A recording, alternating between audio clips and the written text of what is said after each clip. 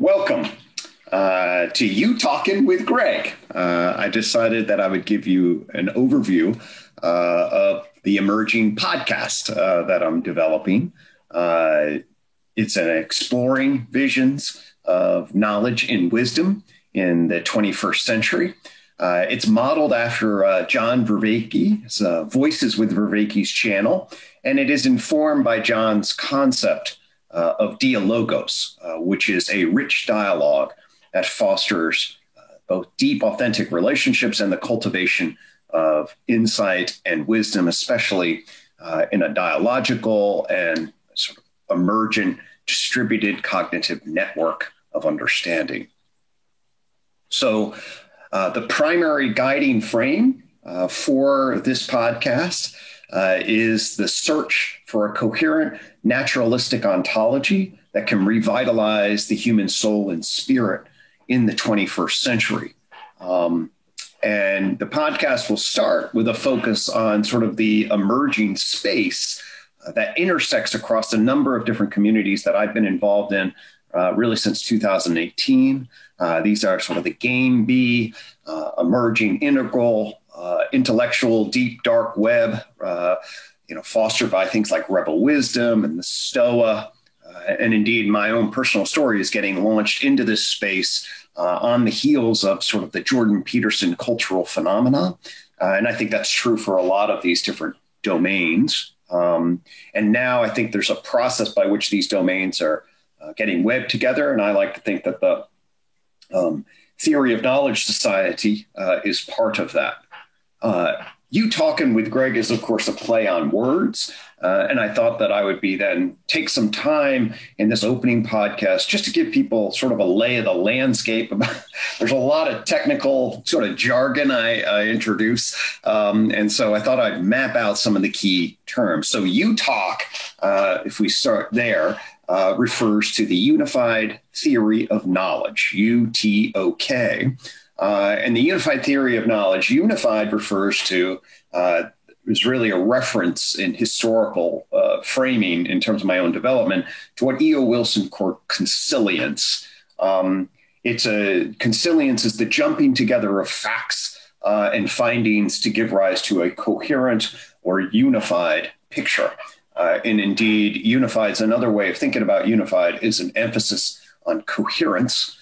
Coherence is an old philosophical approach to knowledge by people like Aristotle and Plato. Many people have been very heavily influenced by coherentism.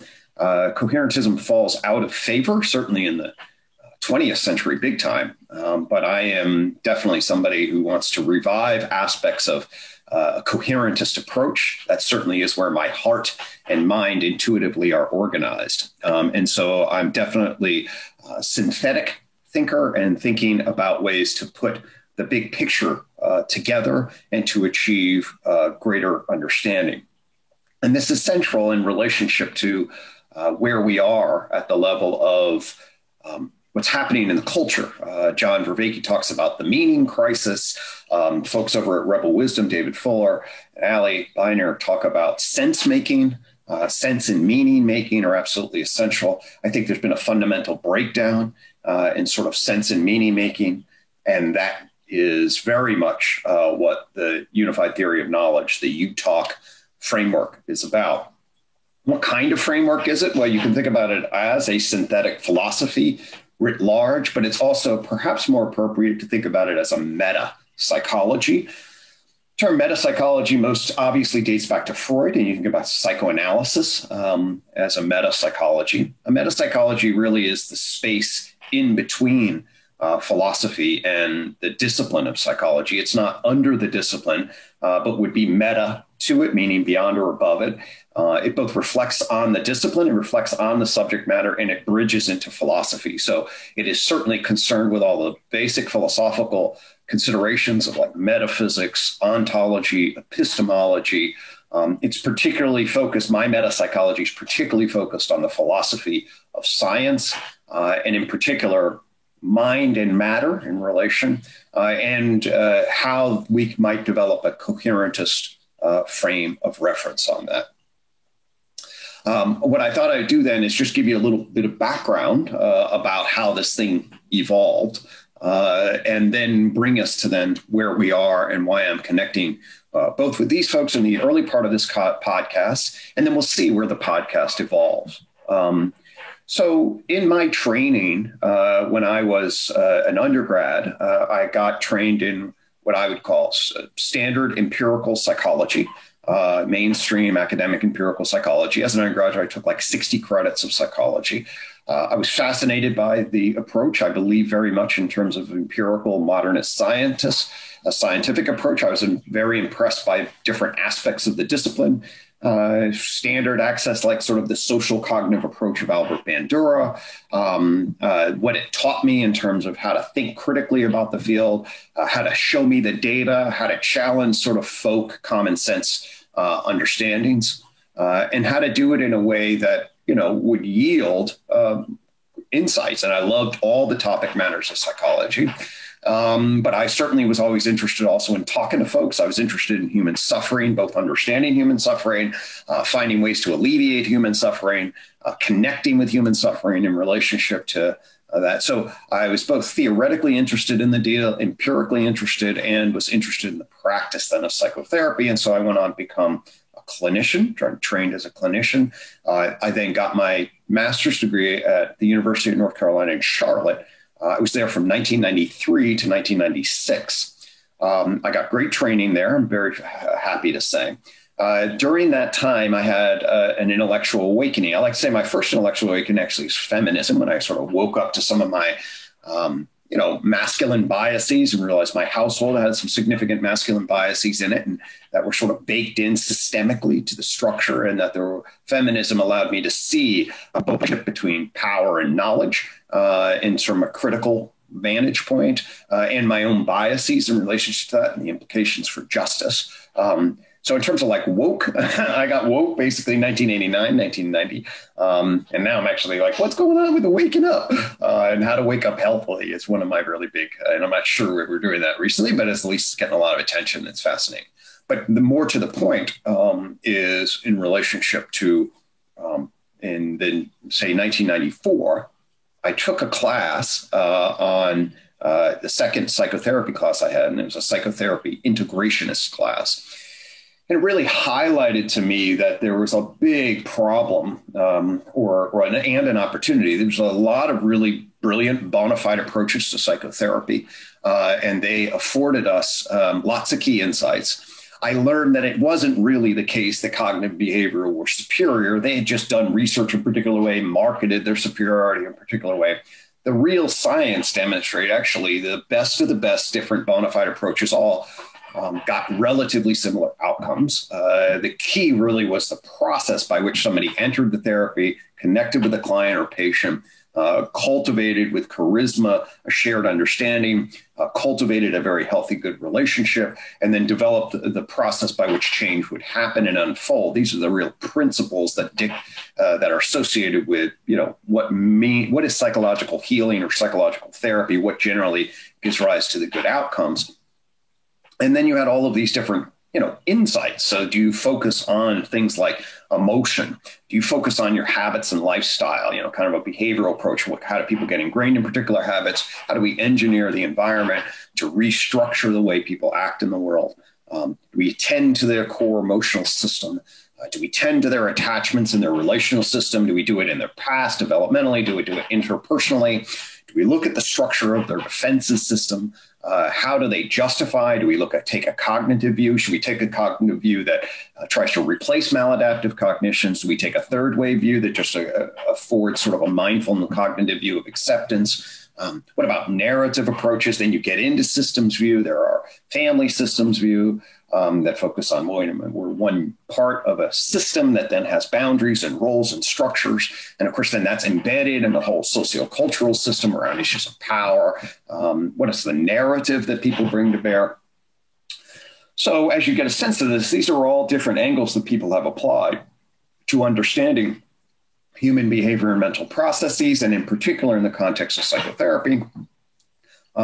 My coherentist view looked at them all and said, hey, I can listen to them all and hear them saying very good things. And yet they don't they don't share the same foundational starting points by any stretch. They overlap and they compete in different ways. They give us different language systems. They're not grounded in anything that would then allow them to be effectively positioned. I often like to think I saw all these different people playing wonderful instruments, as it were, but there was no music that could be discerned in relationship to the different instruments. And we can call this then the problem of psychotherapy. In fact, there's an entire movement, and I'm actually president-elect of the Society for the Exploration of Psychotherapy Integration that got started in the mid-1980s, and that's a professional society of scholars and practitioners, researchers in psychotherapy that try to get together and ask the question of, hey, can we explore the integration across the paradigms? What is the relationship between the paradigms? What do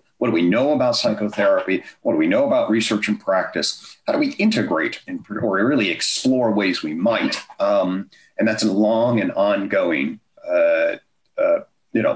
society that I'm happy to be a part of.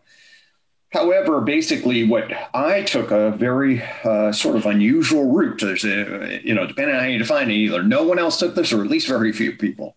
So I had this idea, basically, that the intuition, and it became history is a funny thing when you go back and re-narrate, one's life, and everything looks different somewhat through the lens of now that in hindsight. But there definitely was a sense that I was seeking then the idea that we should organize the paradigms by the science of human psychology.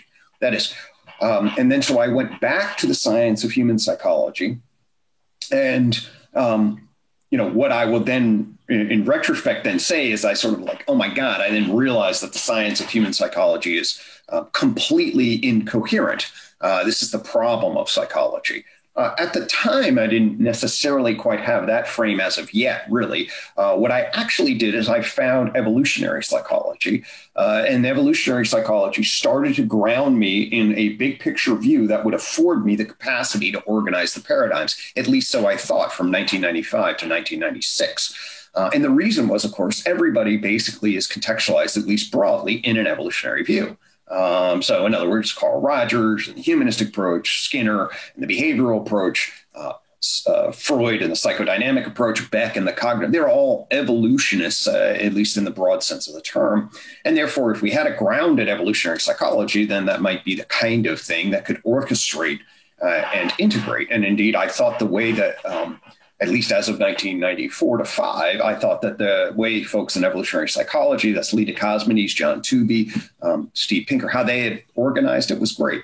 But then I stumbled on a couple of things. And in fact, from 1996, I stumbled on, in the end of 1996, I stumbled on a new idea which would change my relationship to evolutionary psychology profoundly. This was the idea that would become justification systems theory.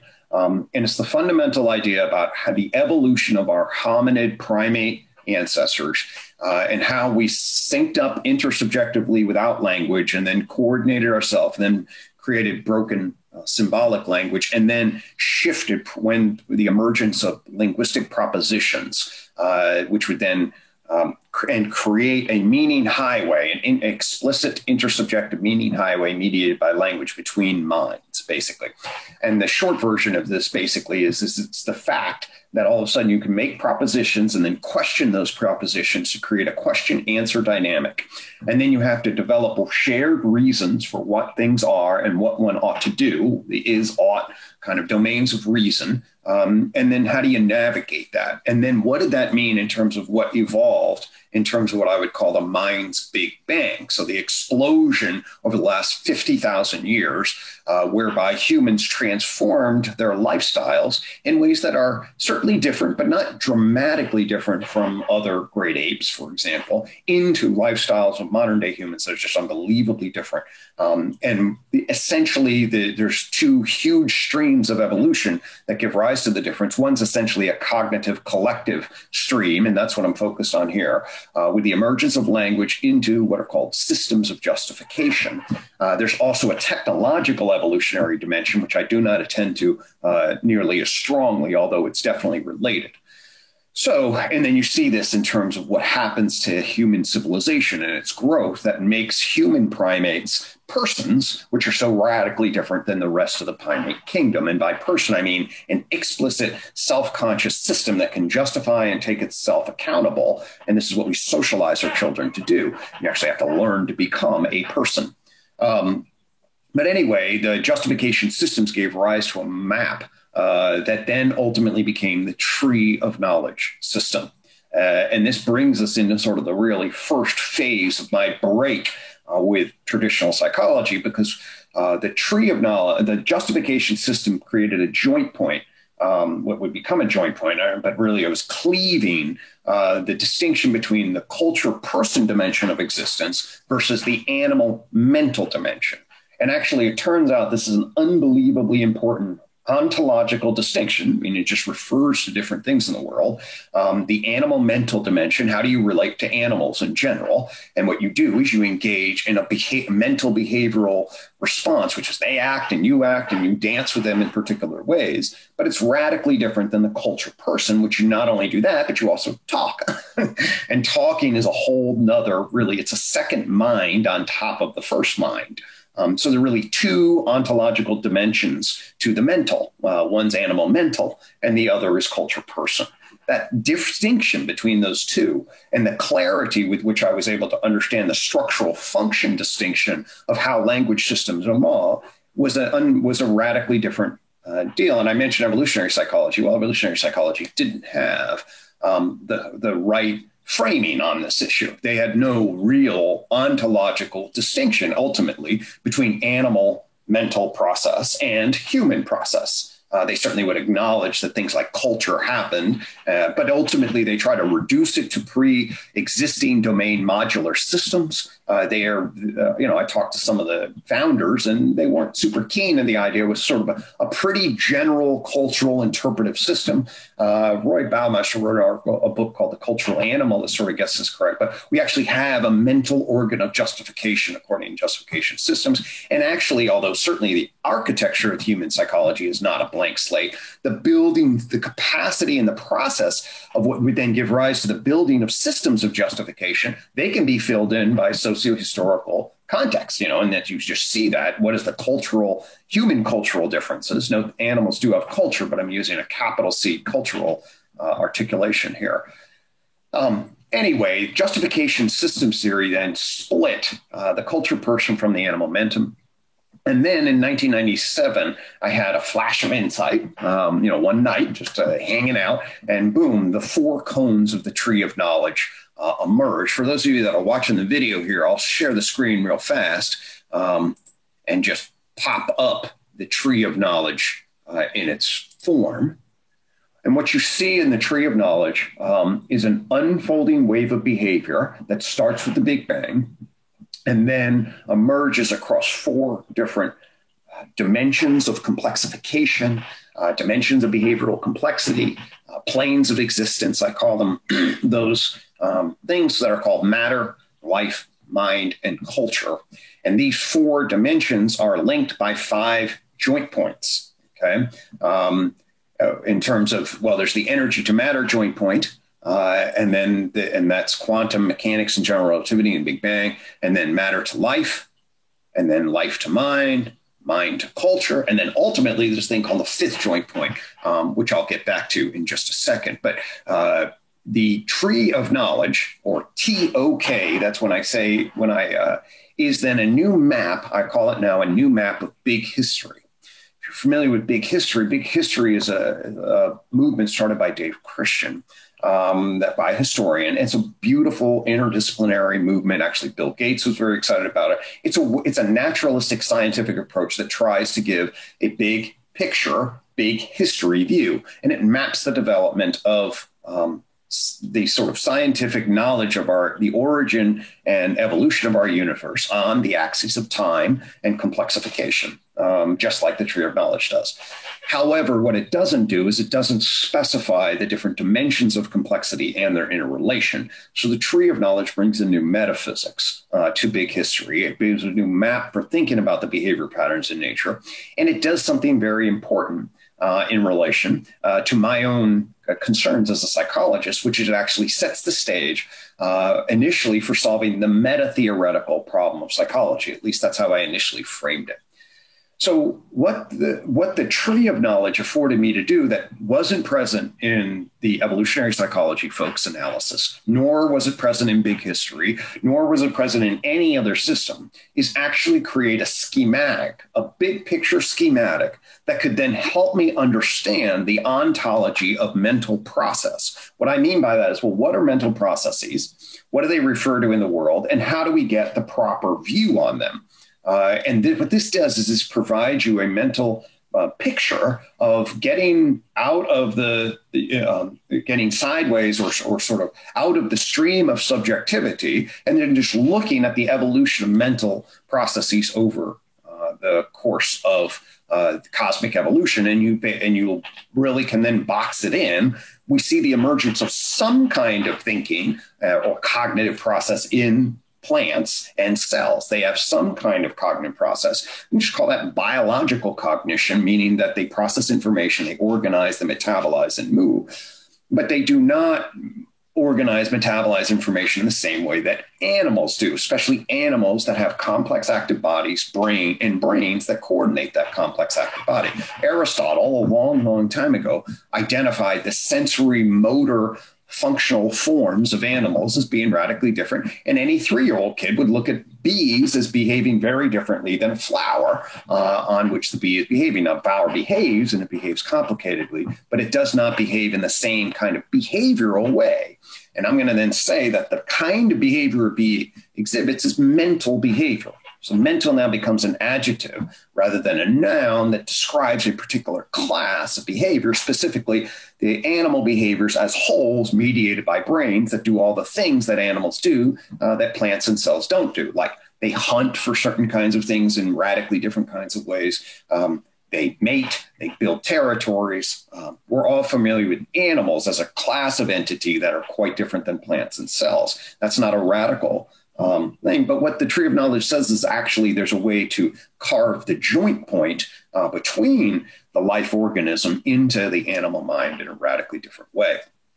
And then it also then says, well, once you get animal mental, you can trace mental evolution across the animal kingdom, at least specifically if we're tracing it up to the human, that's a particular line, but it follows layers of mentation through a particular set of sequences. You track animal mental evolution, you can map it, and then you can also get it to the precipice of the human, and then understand the human cultural mind, Big Bang over the last 50,000 years, and appreciate them.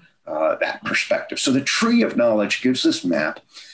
And then my first sort of real foray into like sharing this with the academy was to show that the tree of knowledge set the stage for the meta-theoretical unification of psychology. What do I mean by meta-theoretical?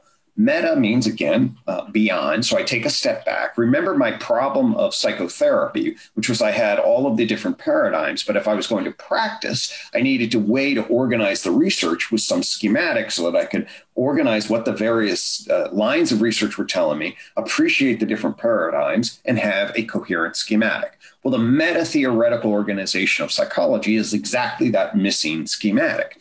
It sets the stage then to address what no one has ever addressed, which is then, now in retrospect, then I realized that which is the problem of psychology, which is that there is no coherent understanding of the science of psychology from a standard scientific perspective. What you see in the discipline is of enormous difficulty that basically shortly after it gets underway, that there are very, very different approaches to what the discipline fundamentally is about, the different theoretical approaches. So you have structuralism, which is about it's the behind the scenes consciousness that you then get at a systematic self-report in humans, by the way, that's the original meaning. You have functionalism, which is how animals and humans adjust, which is the functional mental life approach that William James gives. You have a behavioral approach that says we should be very concerned about any kind of mental language that doesn't go with what science is, at least that makes a particular claim about what mental are. That's John Watson's behaviorism. And then you also have this Freudian view that actually you have conscious rationalizations in humans, you have subconscious desires that then gets repressed or blocked. And we both need a theory of mind, a theory of psychology that addresses that. And we need practices like psychoanalysis that are health-based practices that unfold. Well, those are four radically different conceptions. You could add Gestalt theory to this. You can add, ultimately Lev Vygotsky diagnoses this in 1927.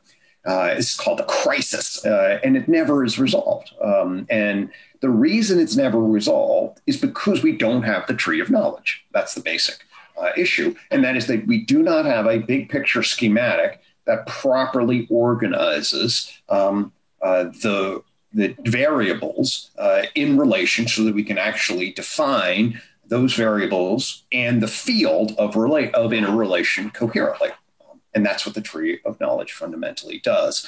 And so my first focus was then on developing the argument that the tree of knowledge could provide a meta-theoretical structure. That means it could assimilate and integrate the paradigms in psychology and bring coherence to them from a naturalistic worldview kind of perspective.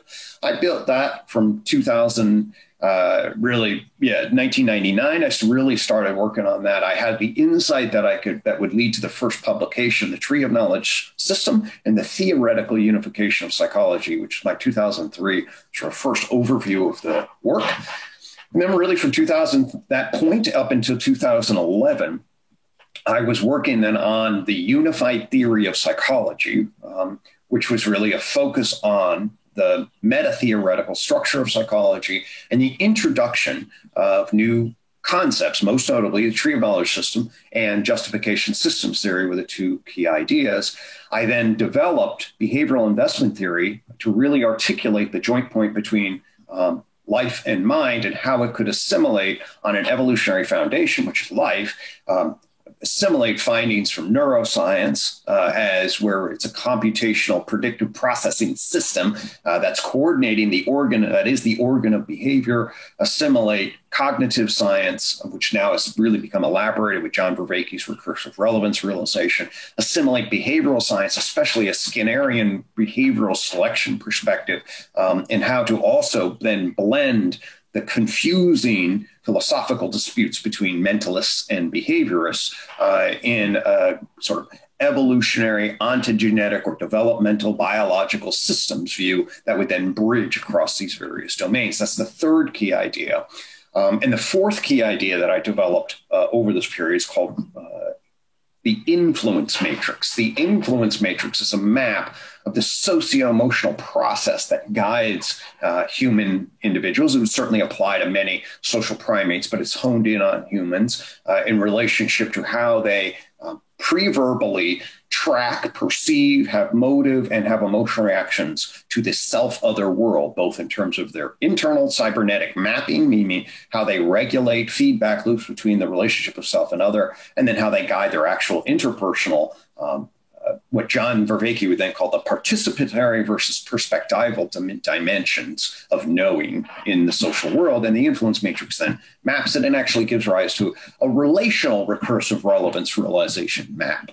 So the four ideas that I developed during this time were the tree of knowledge system as the overall, justification, hypothesis is what I called it, but really for now, just justification systems theory, and the behavioral investments theory for the life to mind joint point. And then that would tie them actually together from the relational dimension is the influence matrix. These four ideas afford the architecture, is the argument to now, if we have these meta ideas, we can actually now go back to see the key insights of each of the paradigms, where they come from, what they see, what are their propositions, what are the suppositions that they operate from, and then utilize these architecture to assimilate and integrate. My book, A New Unified Theory of Psychology, affords the review of how these four ideas achieve that. and create a meta-theoretical synthesis that assimilates and integrates key ideas from the paradigms. That's what I call the horizontal integration. So that would be classically psychodynamic, humanistic, behavioral, cognitive at the individual level. And then vertically from the biological perspectives from below into the classical psychological perspectives, now specified with the proper leveling afforded by the tree of knowledge, and then contextualized in a social science view from above. So that's the vertical and horizontal meta-theoretical integration that's achieved with a new unified theory of psychology. I shifted then back from 2011 to 2016. I shifted back into what was my original concern, and that was developing a unified approach to psychotherapy. I now had the architecture. Now what I wanted to do is I want to see, well, if I work with individuals in psychotherapy, what does this afford me? And what it affords me is now a way to reconstrue the key insights and now put them in the same meta language so that they sing together. And so we can analyze what they are seeing without being trapped by the paradigms.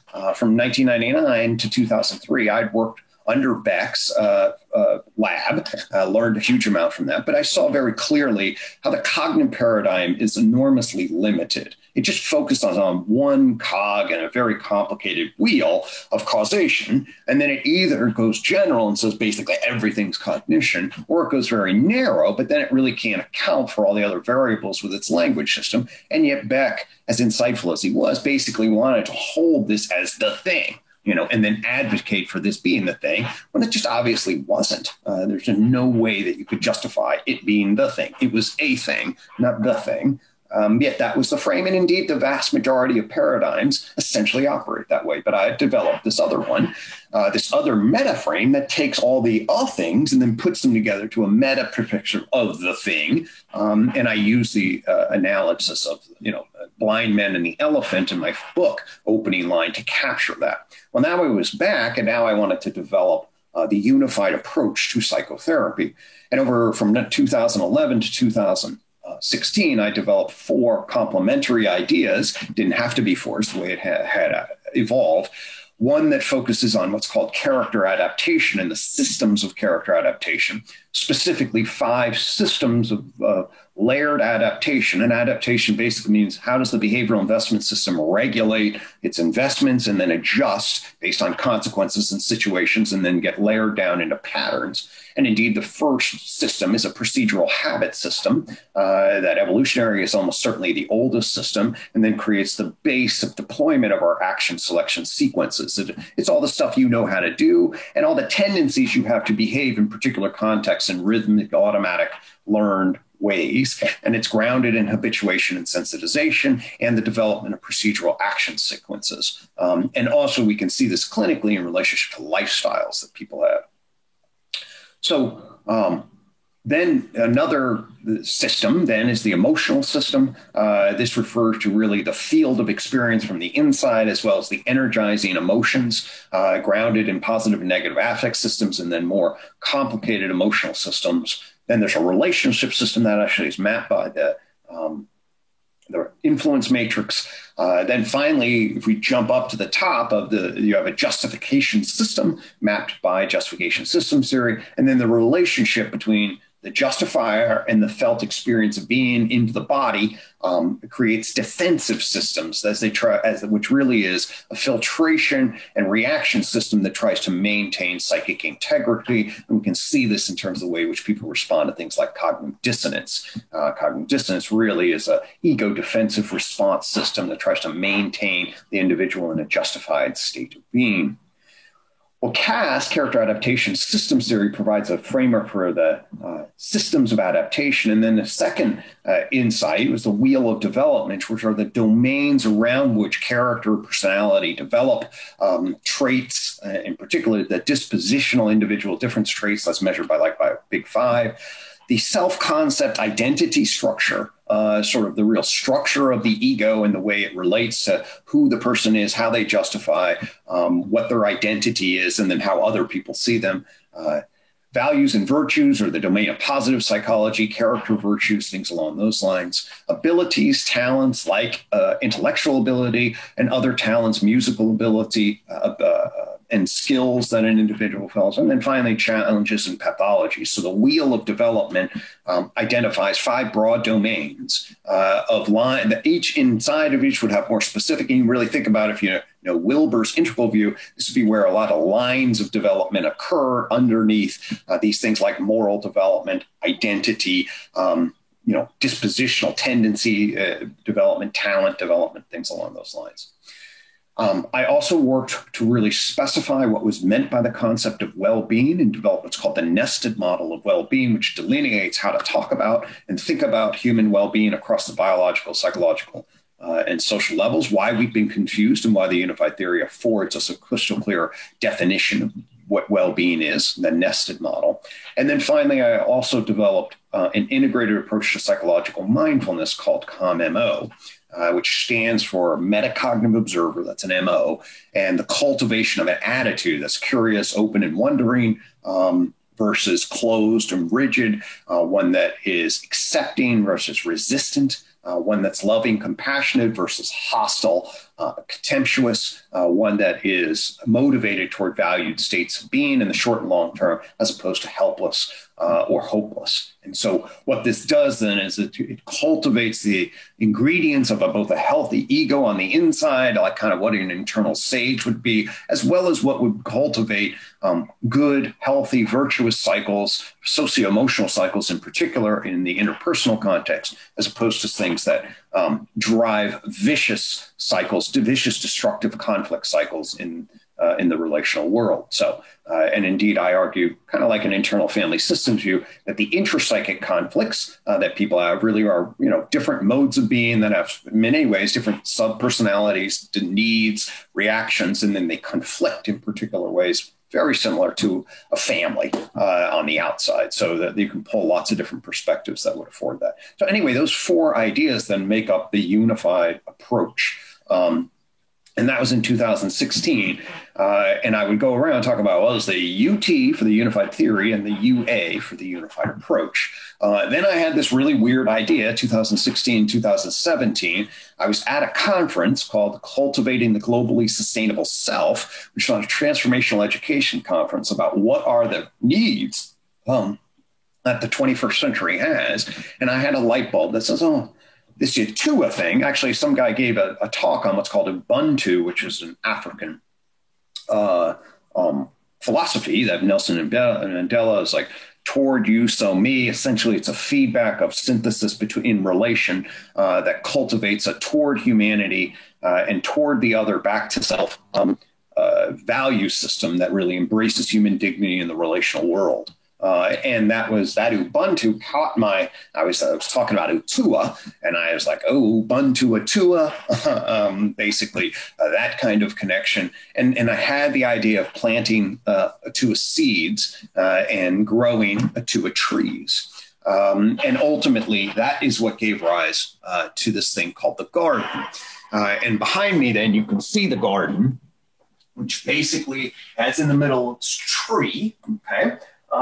And on each, what you can see here is there's a UT. If you pull up the garden, we'll send a link to that. But basically, there's the UT, and that consists of 4 ideas. The first branch on this tree is the tree of knowledge system.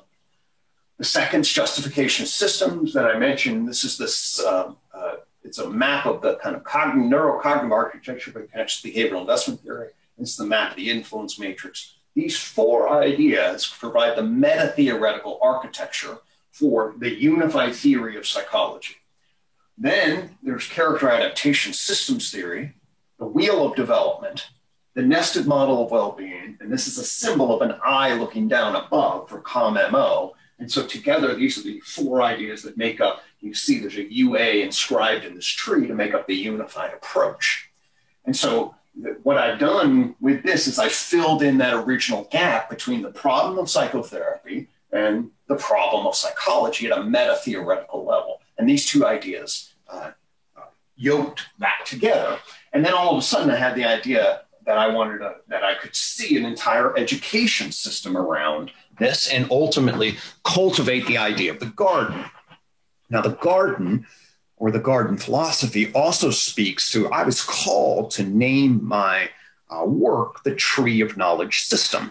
And there's a long sort of history about that. I meant it both because there's many ways in which people represent knowledge as trees, and it starts off as a root seeded at Big Bang and then grows out of that. You know, the tree of life can represent the particular second dimension that comes out of matter, all of the living creatures in the world represented by the tree of life. Then there's actually then a tree of mind and a tree of culture, if you put it that way, tree of animal behavior, tree of human knowledge. And so you have that kind of tree metaphor, but it's also, of course, a reference to the tree of knowledge of good and evil.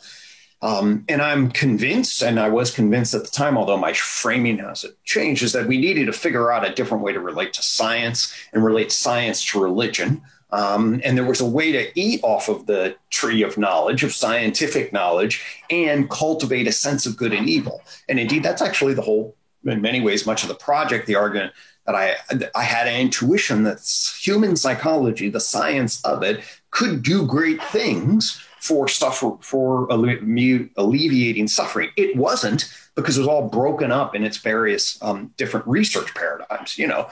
So how do we understand what grit is, for example? Everyone runs out, oh, grit, change your growth mindset, and blah, blah, blah.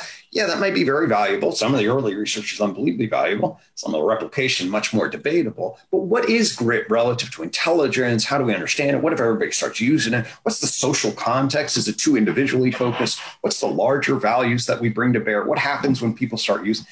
There's no way to take grit and drop it into the complex world and have it just be metabolized effectively, because there's no metabolizing architecture. That's what I'm after. I'm after a metabolizing architecture that allows us to see what's redundant, allows us to see how it's dynamically interposed with other kinds of concepts, allows us to see the basic architecture of processing. That's what a meta theory of psychology does. And so then it's also worth noting here that what happens in terms of all the people I'm going to end up interviewing for this podcast is that I get weirder and weirder relative to traditional approaches. And what I mean by weirder and weirder, look at this thing. I mean, I'm not doing randomized controlled clinical trials anymore. I'm a long way from Kansas. Okay. And the reason I'm a long way from Kansas is because my intuition about what kind of knowledge structures and adventures we need to be engaged in are very different than running, P studies that we were teaching undergraduates. And so I got further and further, sort of away. And then ultimately, actually, there was a whole process, both in my program and the world, in terms of where we are. And that jolted me in 2018 as I was cultivating this garden frame and really was developing another kind of aspect of the garden, which is called the I-Quad coin. And ultimately, there are really three parts: there's the tree of knowledge, the garden, and the coin, that really create the particular, which I'm going to call the psychotechnological architecture, in terms of really to engage what the system is trying to do. But as I was working in relationship to this and this odd approach that I was taking, I then sort of got launched into what I would now consider to be essentially the futurist community that reflects all the individuals that I'll be connecting with over the course of this podcast.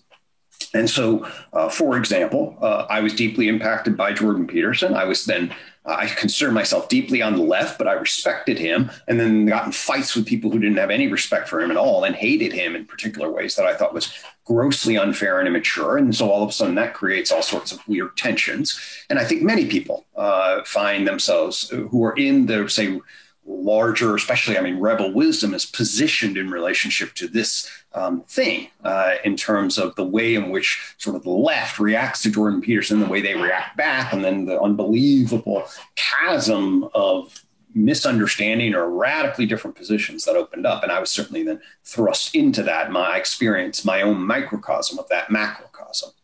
So, I then get hooked up. I get hooked up with Alexander Bard, who will be on. I got hooked up with David. I've tracked David Fuller, have some correspondence with him. He'll be on in relationship to this process. I then get bumped into John Vervaeke. And John Vervaeke's vision is unbelievably important to me. Precisely because John Vervaeke, what John does with the meaning crisis is he diagnoses the society in a particular kind of way. He creates the philosophical historical structure, which I've been tracking, but he can track with a lot more depth, nuance, and sophistication in many ways than I can.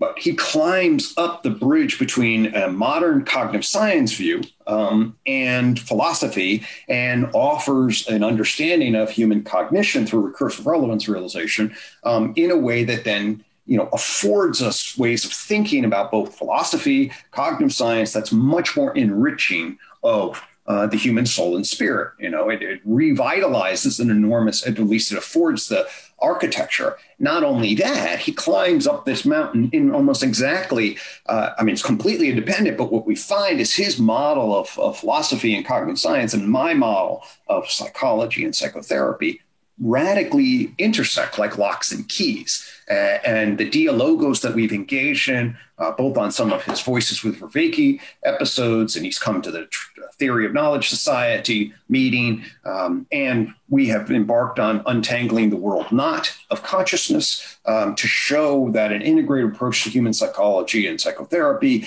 radically align with a recursive relevance realization approach that he affords, and now gives us an architecture to think about a naturalist approach to consciousness that I think is coherent and boxed in and clear. And now we're also with Christopher Maestro, we're in the process of looking at the elusive I, the self. And it's informed by a new academic enterprise of dialogos, watching people talk to each other as they try to empathize with what's going on, openly disagree if need be, but try to generate coherent understanding between various points of view in relation on these complicated issues. And that dialogos is very much what I hope to bring in relation to this this podcast. It is engaging in individuals and showing. My hope is to show, as a coherentist, what I want to show is there's an enormous, although there's certainly a lot of pluralism in integrated pluralists, meaning that there's definitely a lot of difference that's very important and necessary and should be celebrated in appropriate dialectical tension. And at the same time, there's an enormous amount of agreement in relationship to what is both happening, the kinds of things that are necessary for this stage in cultural evolution to transition into this very, very precarious, novel place that we're in. There are definitely some basic understandings that need to be in place if this evolution is going to take place wisely. And that brings it back sort of the evolution of my own thinking into UTALK. So what UTALK does, okay, so now you have this whole garden philosophy, and it used to be called, and you see it up there, the Garden of Atua. And ultimately what evolves in this last phase is, well, what is this unified theory of psychology, unified approach? But actually, as you see, although you have the unified theory over here, you have the unified approach, you have this thing right in the center, which is the me flower, and it stands for the metaphysical empirical dialectic, or continuum in dialectic. And what it is that I realized that I had done is I had sort of kind of gone back to metaphysics, and not pure crazy metaphysics, or not crazy, but pure metaphysics that's outside of the empirical realm. But I had landed on the need for a descriptive, systematic metaphysical approach, which was completely lacking. And indeed, this ultimately gives rise to my framing of sort of the most recent framing that I offer of the work that I'm doing in terms of both its problem and its solution. And the most recent framing of the problem is what I call the Enlightenment gap. The Enlightenment gap refers to the fact that coming out of the Enlightenment, what you have is you have basically a Newtonian materialistic ontology, meaning it's matter in motion, and science you get on that. You then get a Kantian rationalist view in relationship to sort of, which really is basically human epistemological attention to the way the categories of the human mind carve up ontology. And you never get a good synthesis between a matter ontology and a mind ontology, although you get these two tools in particular between Newton's materialism and physics and Kantian epistemology. Hegel famously tries to synthesize those. But American psychology can be very argued that just basically take a Kantian epistemological view, a Newtonian matter and materialist kind of ontology that's not really specified, especially given all the 20th century developments, and then are handed this scientific approach, epistemological, ontological approach that's actually not coherent. And fundamentally, that failure of coherence really can be identified in two broad domains that are basically obvious when you know how to look for them. One domain is the problem of matter relative to mind. Like, what is the ontology of the mental, and how do we define matter, mind relative to matter, and with any degree of coherence? What you see in that is, that's the mind-body problem, the problem of subjectivity, hard problem of consciousness, the explanatory gap. You see an enormous amount of dualism, even as virtually everybody agrees that some kind of substance monism, or at least some sort of continuity of causation from Big Bang to present, is sort of required by any scientific ontology. You don't get dual world philosophically to work, basically. Certainly, I think that's a strong argument. And yet, how do you put them together? Well, we can't. I mean, that's the mind-body problem, where we have philosophical incoherence in that regard.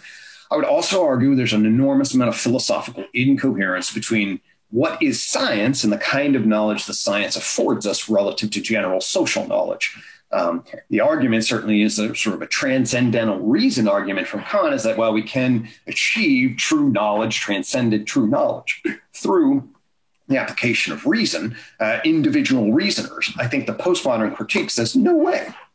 There's an immanent critique. There's a power-knowledge relation at the social level of the intersection between reasoning and power and culture and all this other stuff. Basically says, no, you can have contextualized truth claims. We can't have generalized truth claims, especially that then afford authority relative to other types of truth claims that are trying to generate power. So you get power-knowledge confusions about what science is.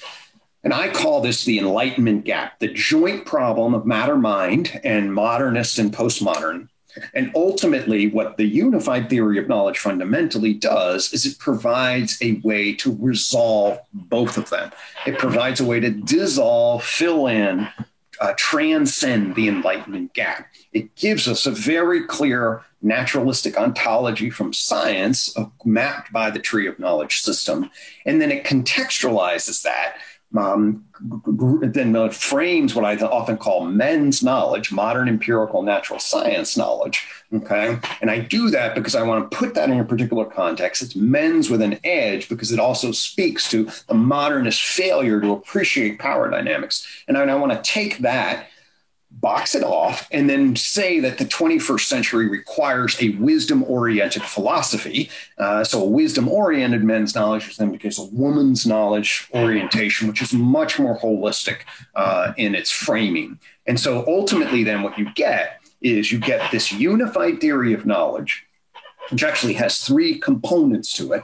There's the tree of knowledge system, which organizes logos. You get the garden, which gives rise to a full intersubjective, holistic philosophy. And then ultimately, I won't get into it here, but there is a thing called the I-quad coin. I'm holding that up if you're just listening to this. The I-quad coin, which actually is a connection of each individual's subjectivity with then an intersubjective story about the world that includes is and ought, versus also the tree of knowledge, which then affords us a base reality, to use the Daniel Schmachtenberger's term, base objective reality frame for what science, the enduring truths that science afford us. And ultimately, then this brings us to what UTalk fundamentally is about. I mentioned before that the tree of knowledge speaks to a fifth joint point. The argument is that we are in the 21st century, as a function of the technological transformations, and in particular the way that technological transformations have unfolded at the level of information processing communication networks at the digital, are now interfacing and completely creating disruptive fluxes into a whole new potential for a complex adaptive plane of existence, the fifth dimension.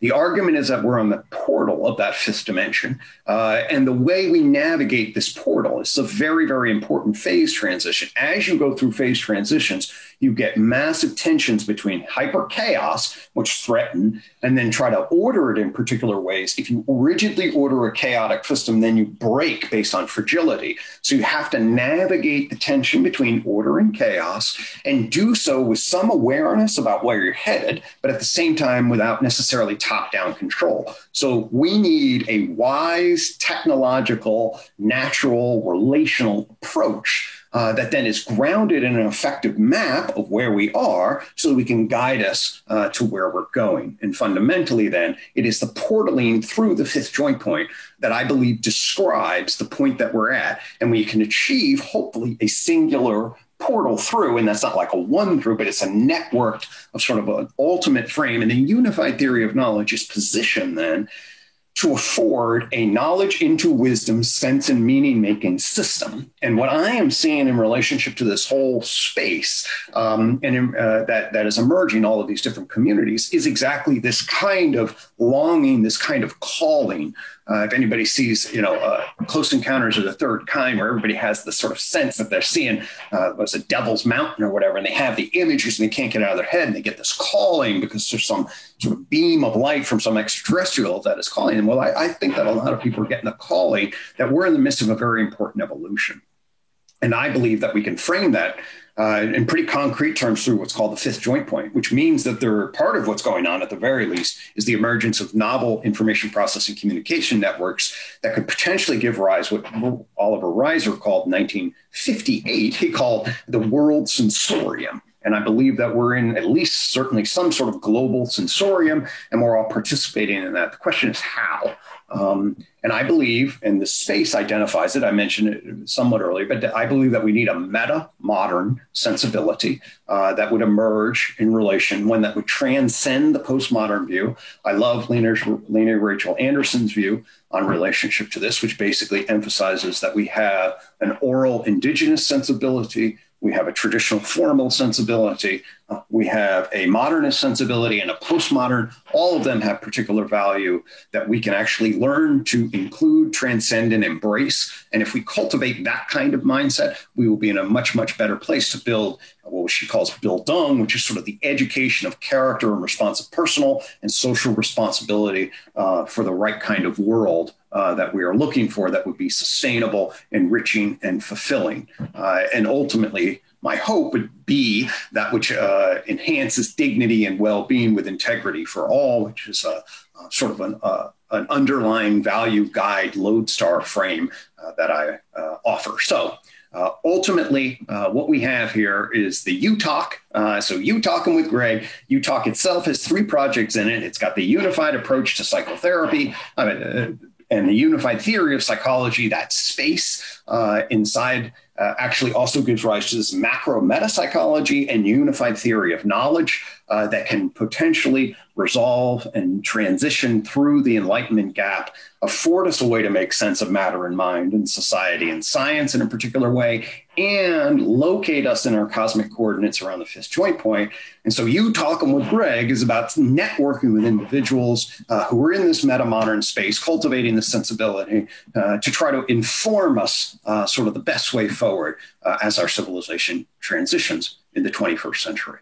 Thank you so much. I look forward to connecting with people on this. I hope this has been helpful, and I appreciate your journeying along with me on this podcast. Thank you.